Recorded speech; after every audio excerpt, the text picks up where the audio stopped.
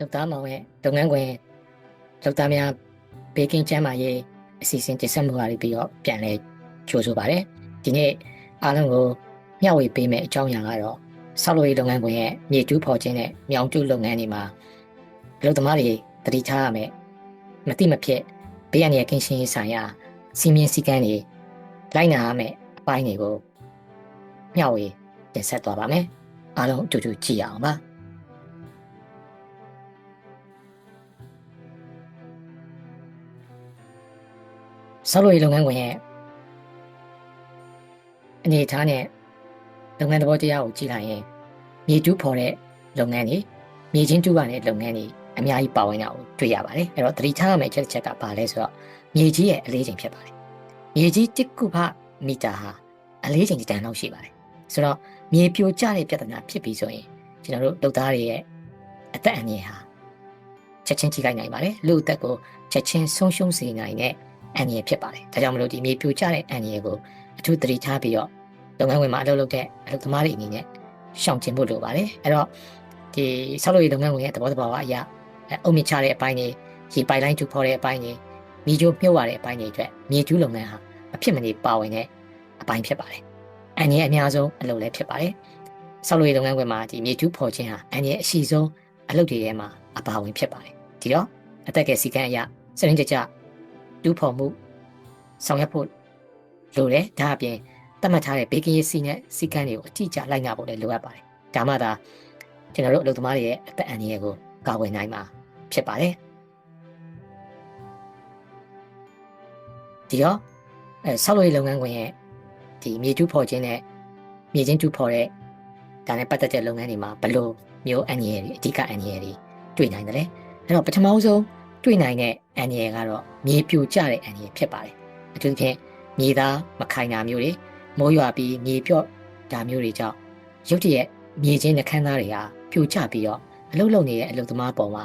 ပြိမိနိုင်တဲ့ပြဿနာဖြစ်နိုင်ပါတယ်ဒါဟာအရေးကြီးတဲ့သတိထားရမယ့်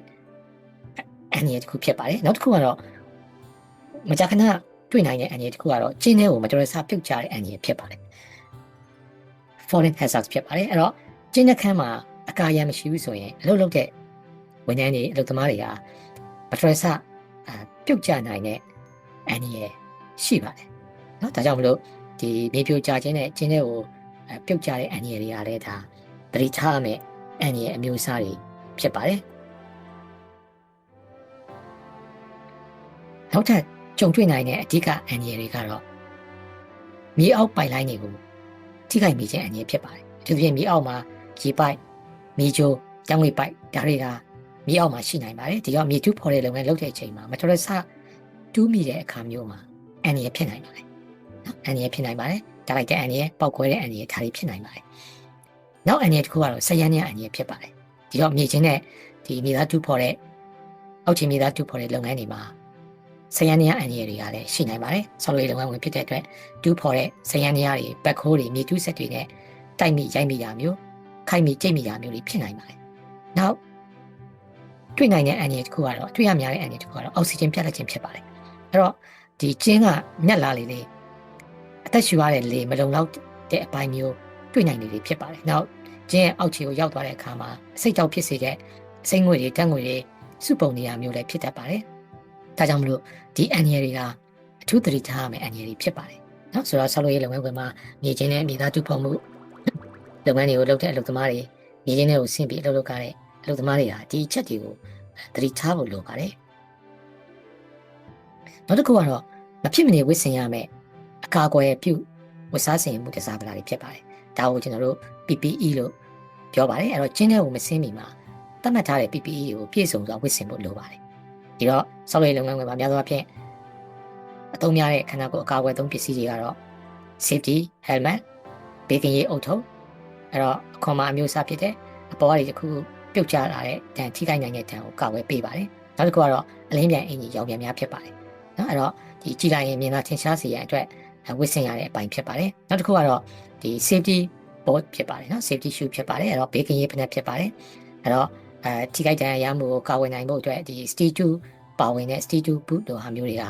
ဒါလုပ်ငန်းခွင်မှာအသုံးပြုရမယ်ဘေးကင်းရေးဖက်အမျိုးအစားတွေဖြစ်ပါတယ်နောက်တစ်ခုကတော့လက်အိတ်ဖြစ်ပါတယ် နော်အဲ့တော့လက်ကိုအကာအကွယ်ပြုဖို့အတွက်လုပ်ငန်းနဲ့တင့်တော်တဲ့လက်ကိုဝတ်ဆင်ရမှာဖြစ်ပါတယ်နောက်တစ်ခုကတော့မျက်မှန် eye protection ဖြစ်ပါတယ်နော်မျက်မှန်နဲ့ဒီ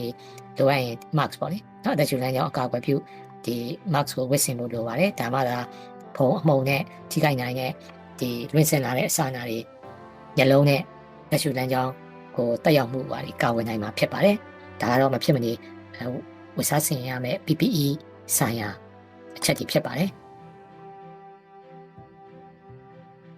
ဒီတော့မြေချင်းနဲ့မြေသားတူဖော်ရေးလုပ်ငန်းတွေမှာလုပ်တဲ့အခါမှာဆောင်ရမယ့်အချက်တွေရှိပါတယ်အဲ့တော့ဒီလှုပ်ဆောင်ရမယ့်အချက်တွေဆောင်ရမယ့်အချက်တွေ dues တွေကဘာတွေလဲန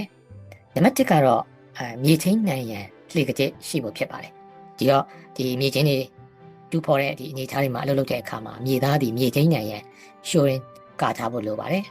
ဒါမှမဟုတ်မြေကိုလှေကတဲ့ပုံစံ benching တူဖို့လိုပါတယ်เนาะဒါမှသာပြိုကျတဲ့အန်ဒီကိုအကာအကွယ်ပေးနိုင်မှာဖြစ်ပါတယ်နောက်တစ်ခုကတော့ဒီအတက်ဆင်းလုပ်ဖို့လှေကားလက်တာထားရှိတဲ့အခါမှာလှေကားဟာကျင်းနှခမ်းတက်3ပေခန့်ကျော်ထွက်နေရပါမယ်ဒါကလည်းဒီသတိထားရမယ်ဘေကင်းရေးဆိုင်ရာစီမင်းစည်းကမ်းဖြစ်ပါတယ်နောက်ထပ်ဆောင်ရမယ့်အချက်တွေကတော့မြေစာပုံကိစ္စဖြစ်ပါတယ်ဒီတူးထားတဲ့မြေစာပုံကကျင်းနှခမ်းရနေပြီးတော့အနည်းဆုံး3ပေအကွာမှာပုံဖို့လိုပါတယ်ဒါဒီလိုက်နာရမယ့်ဘေကင်းရေးစီမင်းစည်းကမ်းတစ်ခုဖြစ်ပါတယ်ကျင်းနှခမ်းရနေ3ပေအကွာမှာဒါပုံဖို့လိုပါတယ်နောက်တစ်ခုကတော့မိုးရွာပြီးတိုင်းသို့မဟုတ်ဒီနေ့စဉ်အလုပ်မစခင်မှာကျင်းကိုစစ်ဆေးဖို့ဖြစ်ပါတယ်သေချာစွာအန်ရရှိမရှိကျင်းရဲ့အနေထားဒါတွေကိုနေ့စဉ်စစ်ဆေးရမှာဖြစ်ပါတယ်အန်ရကင်းမှသာအလုပ်လုပ်ဖို့ဖြစ်ပါတယ်နောက်တစ်ခုကတော့ညွှန်ကြားချက်အတိုင်းလိုက်နာလုပ်ဖို့ဖြစ်ပါတယ်အထူးသဖြင့်ဆောက်လုပ်ရေး site တွေမှာရှိတဲ့ safety officer လုပ်ငန်းဝင်ဘေးကင်းရေးအရာရှိတာဝန်ခံသို့မဟုတ်ဒီ test supervisor ရဲ့ညွှန်ကြားချက်ကိုတိတိကျကျလိုက်နာပြီးအလုပ်လုပ်ဖို့လိုပါတယ်စစ်ဆေးမှုဟာဒါအင်မတန်အရေးကြီးတဲ့အပိုင်းဖြစ်ပါတယ်ဒီလိုမျိုးစစ်ဆေးမှုနဲ့ညွှန်ကြားမှုကိုလိုက်နာအလုပ်လုပ်ခြင်းသည်အသက်အန္တရာယ်ကိုအကာအကွယ်ပေးနိုင်မှာဖြစ်ပါတယ်ဆောင်ရွက်ချက်တွေပြီးတဲ့အခါမှာနောက်ထပ်လုပ်သမားတွေအနေနဲ့သိထားရမယ်ရှောင်ကျဉ်ရမယ်အချက်တွေလည်းရှိပါတယ်ဒီတော့ဒီမြေသားနဲ့မြေချင်းတူဖော်ရေးလုပ်ငန်းတွေမှာအလုပ်လုပ်တဲ့ဆောက်လုပ်ရေးလုပ်သားတွေအနေနဲ့ရှောင်ကျဉ်ရမယ်အချက်တွေကတော့ပထမတစ်ချက်ကမြေချင်းနိုင်ရန်လုပ်မထားဘဲနဲ့မြက်တဲ့ကျင်းတွေကိုလုံးဝမစင်ဖို့ဖြစ်ပါတယ်မြေချင်းနိုင်ရန်မရှိဘူးဆိုရင်ဒီကျင်းတဲ့တွေက အန္တရာယ်ရှိပါတယ်ဒါကြောင့်မလို့ပေါ်ဆလို့မရပါဘူးပေါ်ဆမှုကအသက်အန္တရာယ်ဖြစ်နိုင်ပါတယ်နောက်တစ်ချက်ကတော့ကျင်းထဲမှာတယောက်တည်းအလုပ်မလုပ်ဖို့ဖြစ်ပါတယ်အပေါ်မှာစောင့်ကြည့်မဲ့ဒီလူရှိဖို့လိုပါတယ်လုပ်ဖို့ကိုင်းပဲရှိဖို့လိုပါတယ်တခုဖြစ်လာခဲ့ရင်စောင့်ကြည့်နေတဲ့လုပ်ဖို့ကိုင်းပဲဝန်ထမ်းတာဝန်ပေးထားတဲ့သူတွေပြီးတော့အရေးပေါ်ဒီကယ်ဆယ်မှုနဲ့ဆောင်ရွက်ရမယ့်အပိုင်းတွေကိုလုပ်နေအကူအညီပေးနိုင်မှာဖြစ်ပါတယ်နောက်တစ်ခုကတော့ဒီမြေချင်းတူဖော်ရေးနဲ့ဒီမြေသားလုပ်ငန်းတွေမှာရှိတဲ့စရန်နေရရဲ့ဒီ backhoe ခွက်အောက်မှာမရဖို့ဖြစ်ပါတယ်နော်ဒါတွေလိုက်နာမယ်ဘေကင်းစီမီစီကံဖြစ်ပါတယ် backhoe ခွက်ကအောက်မှာလုံးဝမရပါနဲ့နောက်တစ်ခုကတော့ကျင်းနှခမ်းနားမှာကားတွေစက်ကြီးတွေမရဖို့ဖြစ်ပါတယ်မြေသားတူပေါ်ထားတဲ့ကျင်းနှခမ်းနားဒီတစုံတစ်ခုကြောင့်ခိုင်ခန့်မှုရောပါတာမျိုးဖြစ်နိုင်တယ်ဒါကြောင့်မလို့ဒီတုံခါမှုကြောင့်မြေပြိုဆင်းနိုင်တဲ့အန္တရာယ်ဖြစ်နိုင်ပါတယ်ဒါဒီသတိထားရမယ့်အချက်ဖြစ်ပါတယ်နောက်တစ်ခုကတော့ကျင်းထဲကိုရေဝင်နေခဲ့သို့မဟုတ်ဒီမြေသားအကြောင်းတွေတွေ့နေရရင်မဆင်းဖို့လိုပါတယ်နော်ဒါဒီအန္တရာယ်တွေ့ကြုံနိုင်တဲ့အခြေအနေတစ်ခုဖြစ်ပါတယ်အဲ့တော့ဒါတွေကတော့အလုပ်သမားတွေအနေနဲ့ဆောက်လုပ်ရေးလုပ်ငန်းခွင်မြေချင်းနဲ့မြေသားတူဖော်မှုပတ်သက်တဲ့လုပ်ငန်းတွေမှာရှောင်ကျဉ်ရမယ့်ကျွန်တော်တို့အချက်တွေဖြစ်ပါတယ်ဒီတော့ဒီလိုမျိုးဒီဆောက်လုပ်ရေးလုပ်ငန်းဝင်မြေချင်းနဲ့မြေသားတူဖော်မှုလုပ်ငန်းတွေမှာပြန်ကြည့်လိုက်ရင် accident ပြင်းထန်တဲ့ဒီလူသေဆုံးတဲ့အထိဖြစ်ခဲ့တဲ့ဒီ case တွေလည်းအများကြီးရှိပါတယ်ဥပမာအားဖြင့်အလုပ်သမားတယောက်အနေနဲ့ဒီမြေထိန်းနိုင်ရန်လုပ်မထားတဲ့ဒီ9ပေနဲ့ဒီအောက်ကိုညက်တဲ့ကျင်းတွေကိုဆင်းပြီးအလုပ်လုပ်တယ်အလုပ်လုပ်နေစဉ်မှာဘေးနားကဖြတ်မောင်းသွားတဲ့ကားရဲ့တုံခါမှုဒီတုံခါမှုတန်ကြောင့်မြေကြီးဟာမြေသားရဲ့ဒီကြန့်ခိုင်မှုအားနည်းမှုကြောင့်ရုတ်တရက်ပြိုကျပြီးလူကိုပြစ်သွားခဲ့တယ်အဲ့တော့မြေမပြိုလောက်ဘူးလို့ထင်ပြီးပေါ်ဆလို့မရဘူးဆိုတဲ့အချက်ကိုပြောချင်တာပါအဲ့တော့ဒီမှာပေးချင်တဲ့ message ကတော့အရာအလုံးတွေကျွန်တော်တို့ပေါ်ဆလို့မရဘူးအသက်အန္တရာယ်ဒီအခြေအနေတွေကြာရောက်လာနိုင်တယ်ဒါကြောင့်မလို့မြေချင်းနိုင်ရမရှိတဲ့နေရာမျိုးတွေမှာဆင်းအလုပ်လုပ်ထားပြီးအလွန်အန္တရာယ်များပါတယ်အထူးသတိထားပါလူသိနိုင်တဲ့အလုပ်သမားရဲ့ပေါ်ဆမှုကြောင့်အလုပ်သမားကိုယ်တိုင်အသက်အန္တရာယ်ဖြစ်နိုင်ပါတယ်စီမံခန့်ခွဲတဲ့ကြီးကြပ်မှုတွေစီမံခန့်ခွဲတဲ့သူတွေဘက်ကလည်းအထူးသတိထားဖို့လိုပါတယ်ဒီတော့ဒီ